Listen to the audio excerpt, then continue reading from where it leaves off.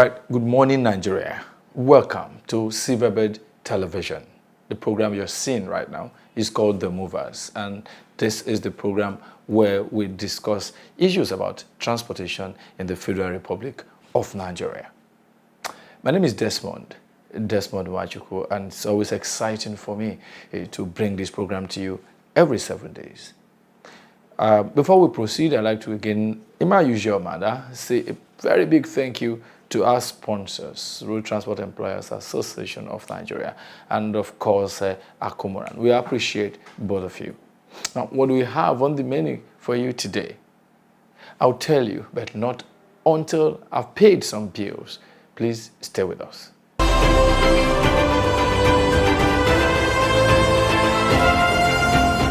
From 1933, when it began operations as Motor Transport Union, till it was restructured under Decree 21 and 22 of 1978, later amended by Decree 1 of 1999 and published in the Official Gazette No. 6, Volume 65 of the Federal Republic of Nigeria, Road Transport Employers Association of Nigeria has contributed immensely to the development of Nigeria's economy. As a union backed by law, RTEAN, under the pragmatic leadership of Alhaji Musa Mohammed, is set to play its role in the transformation and reformation of the transportation sector. With a well-established structure in Nigeria's 774 local government areas and about 10 million membership strength, Alhaji Musa Mohammed is poised to lead RTEAN into productive partnership with government at all levels to ensure your comfort. RTEAN, the mover of the nation's economy, is committed to making Nigeria a better place for all. For more information, visit www.rtean.org.ng. Uproad Super! There were vacuums in Nigeria's transportation system that needed to be filled. It came to the rescue. The rising rate of unemployment in Nigeria has become a thing of concern. It has provided hundreds of thousands of Nigerians with a sustainable means of livelihood. The security collapse in Nigeria could have been worsened by idleness. It engaged and took many youths off the streets. Commercial motorcycle is not an arbitrage, it is rather a beatitude. The word should be regulation and not banning of commercial motorcycles without alternative. This message is powered by Akomoran under the National President Prince Adebayo Samsudeen Akpelogun, all-rounder. Great Akomoran! Great!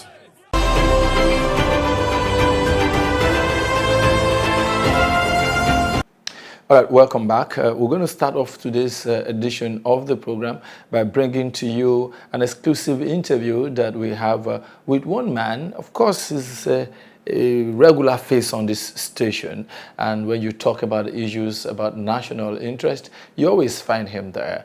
You're wondering what interest he's got to do with transportation? He has interest in one of the, most reliable transportation organization in the Federal Republic of Nigeria. Who exactly am I talking about? Take a look at his profile, and the next you will see is our interactive session with him. Please stay with us.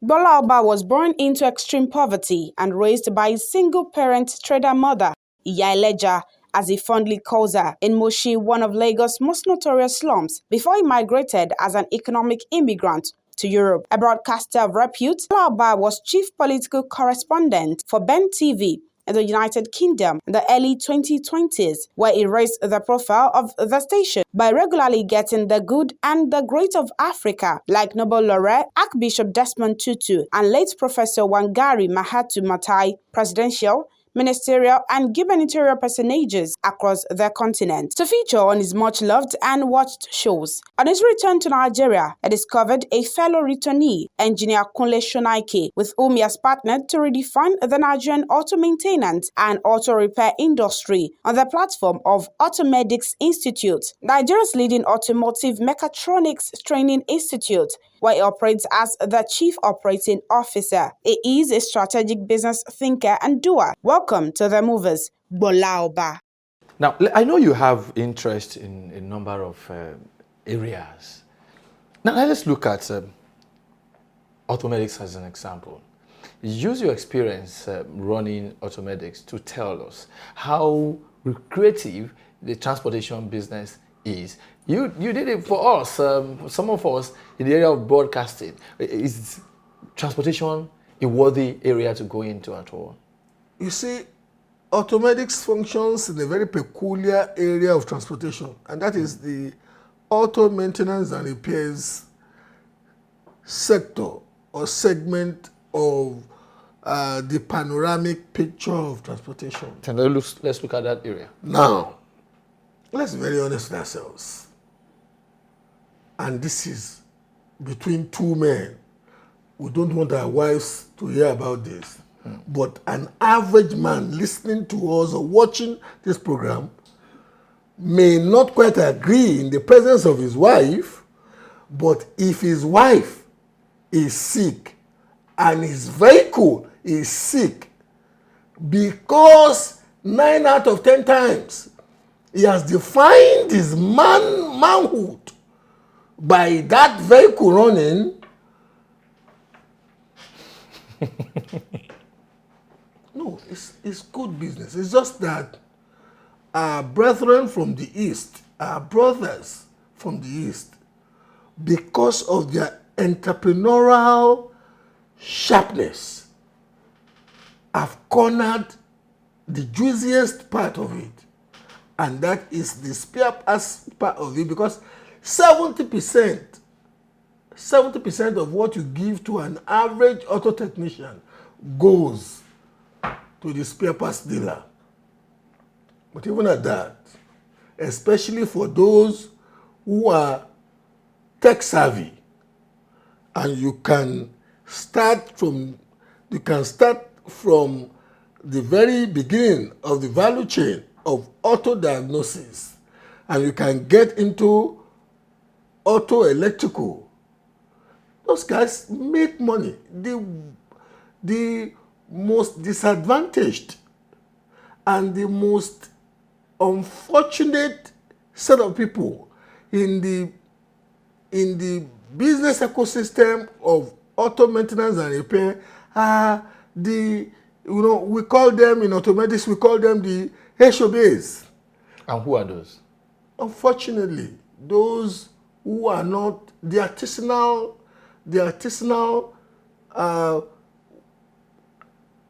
workers of the industry, people who do the dirtiest part of the job. So why did you say they are unfortunate? Why did you say they are unfortunate?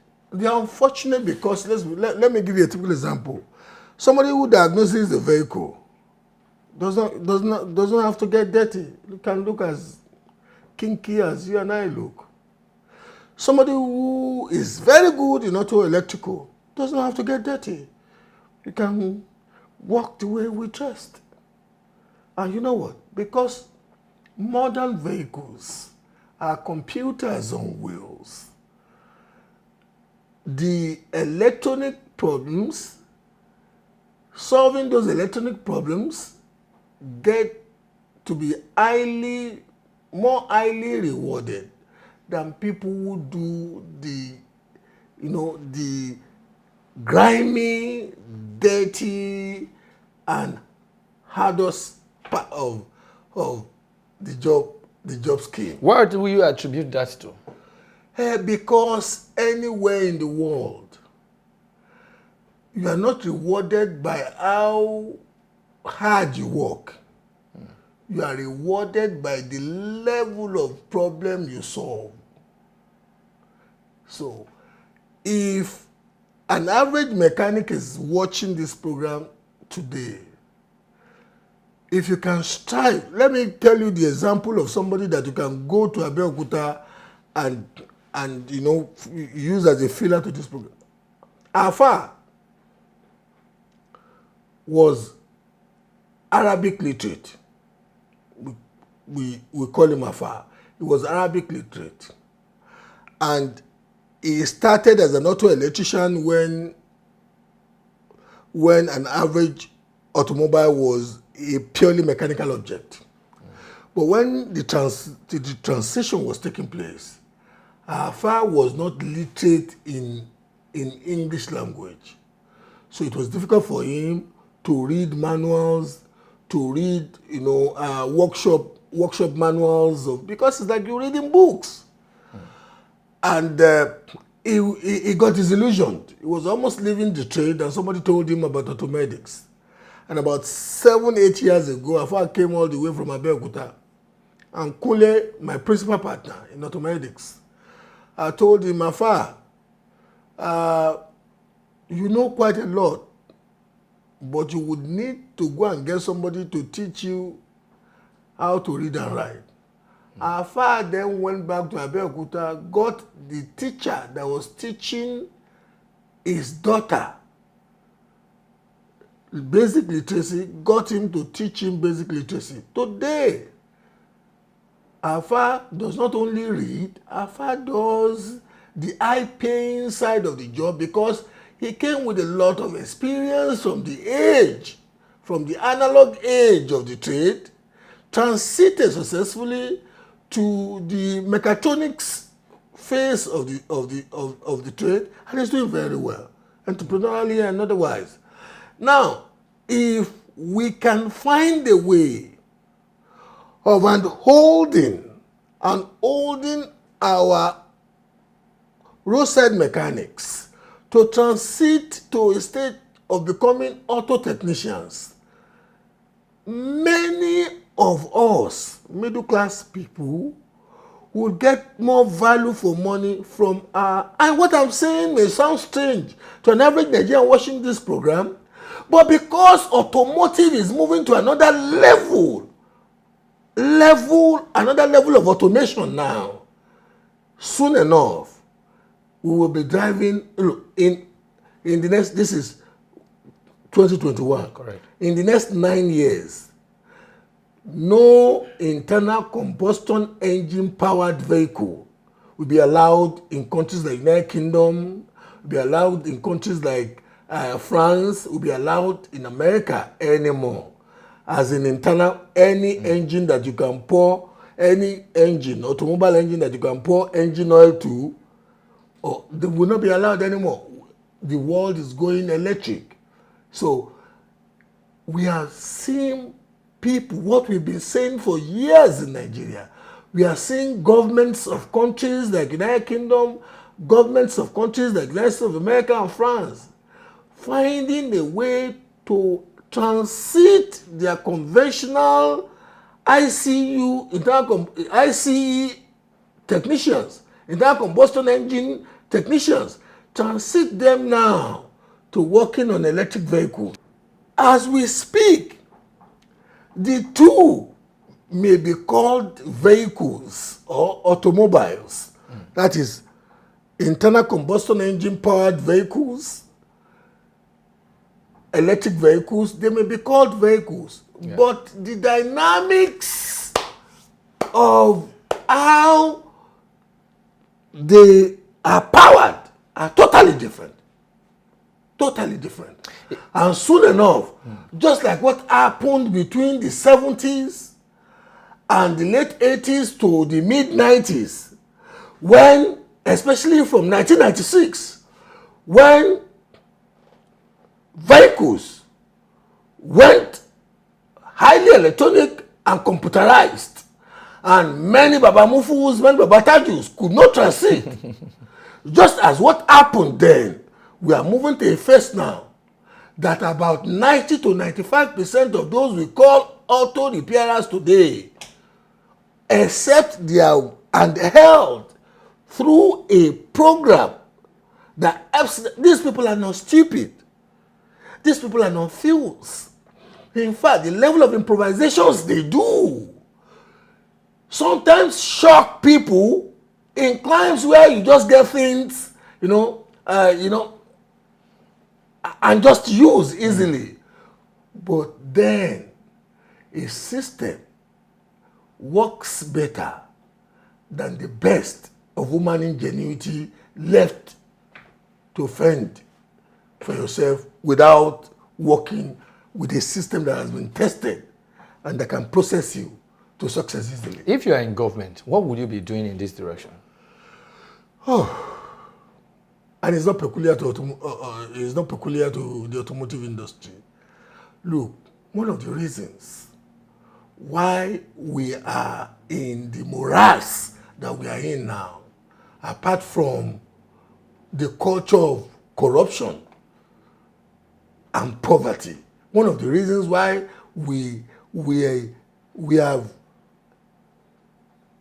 domesticated poverty in our society is because we have a governance philosophy that does not know that the best way to build sustainably prosperous society is to handhold especially the artisanal class of workers and hold them through programs to be able to interface with where development is in the trade they function in. My brother, we are in a mess. You are building a house, you want to do POP, they have to go to Togo to go and bring somebody for you. You want to do tiles, they're going to Togo to go and bring somebody for you. Because, and you wonder, what is the size of Togo? What is the size of Republic of Benin? That an artisan has to go and be literally begged to come to Nigeria. But they have a program that works. And ironically, look, the GDP of Lagos is more than the GDP of 7 countries, from Benin Republic to Togo, to remove Ghana, Benin Republic, Togo, remove Ghana, Guinea, Mali, all this.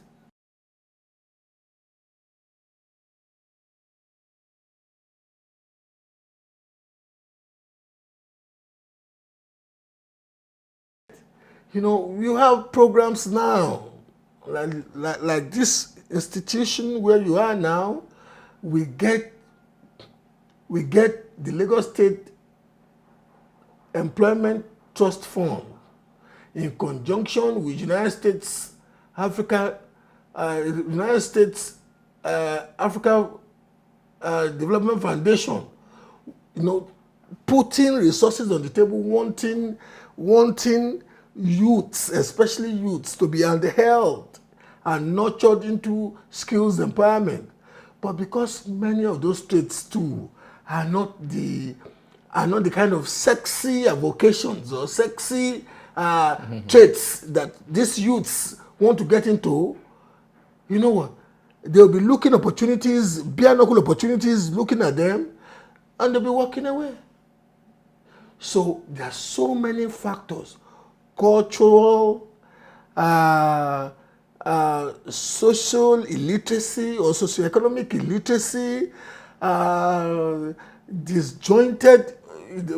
disjointed form of policy articulation from the public sector, both the political and brass knuckle corruption.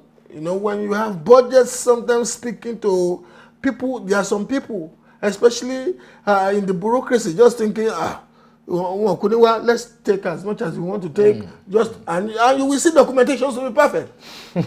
So all the factors are there. So that's the area you really want the government to look at? Look, if we want to turn around the super tanker of frustration that this country is gradually defining itself to be, we must find a system that works to invest in people, especially in the area of skills empowerment, and let them know whilst they are acquiring those skills that they must be looking at enterprise empowerment as the way out of poverty.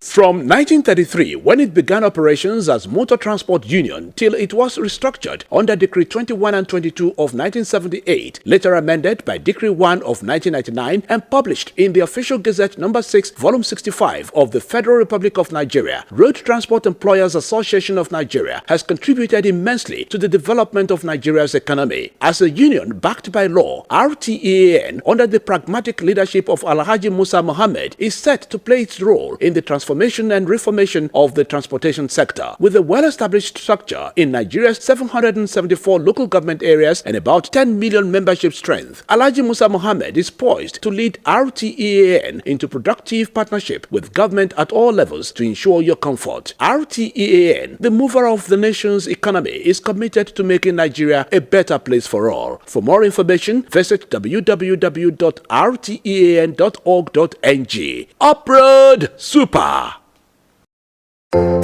There were vacuums in Nigeria's transportation system that needed to be filled. It came to the rescue. The rising rate of unemployment in Nigeria has become a thing of concern. It has provided hundreds of thousands of Nigerians with a sustainable means of livelihood. The security collapse in Nigeria could have been worsened by idleness. It engaged and took many youths off the streets. Commercial motorcycle is not an arbitrage, it is rather a beatitude. The word should be regulation and not banning of commercial motorcycles without alternative. This message is powered by Akomoran under the national president Prince Adebayo Samsudeen Akpelogun, all-rounder. Great Akomoran! Great!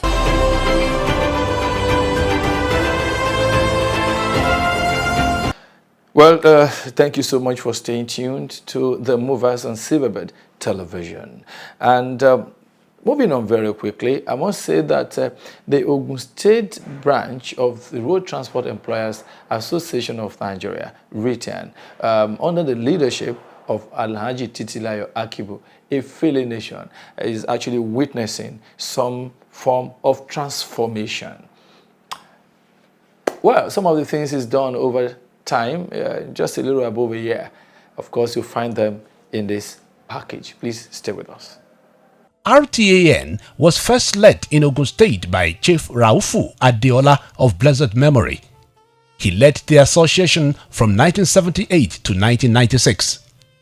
Chief Rafiu Adeyi took over from him and held sway from 1996 to 2004. In 2005, it became the turn of late Alhaji Rotimi Mugisu Akinpelu to lead RTEAN in Ogun State. His era was regarded as reference point. It is on record that it was under his leadership that the State Secretariat of RTEAN Ogun State branch was constructed. Alhaji Mugisu Akinpelu, a cheerful giver, raised the temper of RTEAN before his untimely death in October 2015. The untimely death of Alhaji Mugisu Akinpelu paved way for the coming of Alhaji Ahmed Kuku, known as Aboki. With the unceremonious exit of Aboki came the turning point and the return to glory of RTEAN in Ogun State. The man on the rescue mission is Alhaji Titilayo Akibu, also known as Efele. Efele, the youngest leader of RTEAN in Ogun State, surrounded by a very strong, loyal, committed and experienced management team that includes the Deputy Chairman, Administration, Otumba Shegun Johnson, the Deputy Chairman, Operations, Alhaji Oriyomi Yaya, the Deputy Chairman, Logistics and Planning, Mr. Shegun Shabi, the dynamic and knowledgeable engine room of RTEAN in Ogun State, Are Tiwalade Akingbade, also known as Paulo Rossi, the Treasurer, Alhaji Kayode Inuolaji, and the Financial Secretary, Mr. F.O.S. Folare, vowed not only to reorganize the association but also to bring back its lost glory and effectively position the association in its rightful place as the foremost transportation union. 1 year down the lane, despite the COVID-19 pandemic and EndSARS protests that claimed at least 6 months in his first year, Efele, a man who many people never believed would perform, has given a very good account of himself. Alhaji Titilayo Akibu, like his leader, RTEAN National President Alhaji Musa Mohammed, is concerned about the plight of his members. It is on record that he is the first transport administrator in Ogun State to organize free eye screening for his members and drivers. Over 500 people benefited from that gesture. Efele is kind-hearted and generous. His philanthropic gesture is not limited to members of his association. He cares for all. During the pandemic, he personally shared palliatives valued at several millions of naira. Efele's philanthropy cuts across, but targeted mainly at those that are considered as downtrodden, from whom he has no benefit to derive. Alhaji Titilayo Akibu also extended his act of philanthropy to the elderly in the association.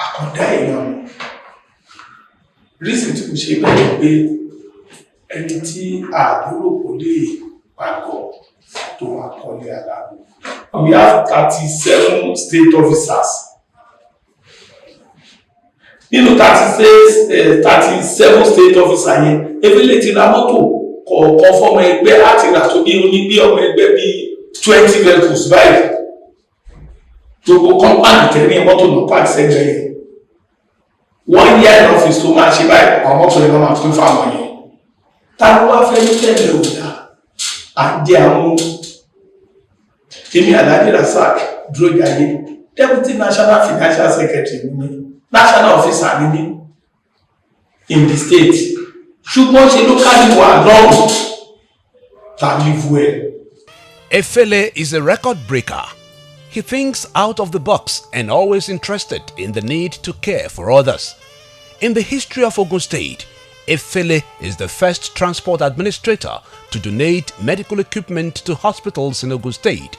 He donated equipment according to their needs to 5 state hospitals in Ogun State. That Alhaji Titilayo Akibu is focused, philanthropic and visionary is an understatement. He has given a good account of himself in his first year. As it is said, the best is yet to come.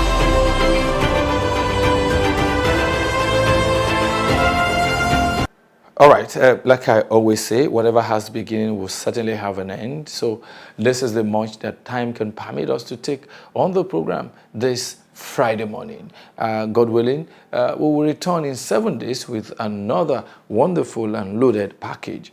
God bless Nigeria. Bye-bye.